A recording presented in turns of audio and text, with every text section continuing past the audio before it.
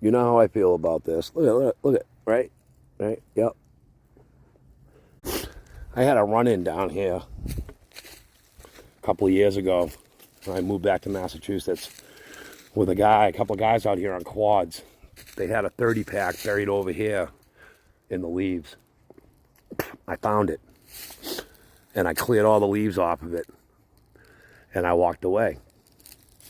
Well, as I was walking away, they drove up on their quads and they came up to it. They turned around to me and they were like, "Hey." And I said, "Hey, back." And then they said, "Did you clear all that? Did you go into that 30 pack?" And I said, "What if I did?"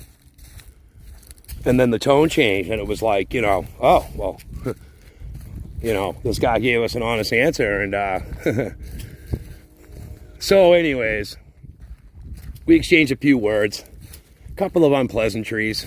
I told him I'm down here all the time. So, if you want to cry, there's the water.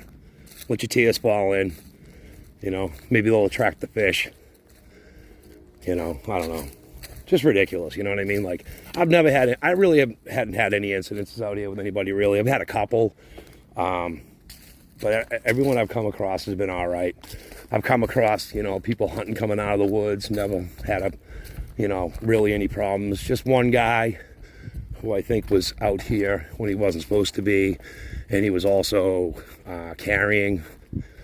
He was strapped, and he had his bow and arrow, and it wasn't bow and arrow season, but he was out here during like a certain gun part of the season where you can use a gun or some kind of powder gun. I don't know what the rules are really, but anyways, yeah. So we're gonna check it out, see what's up.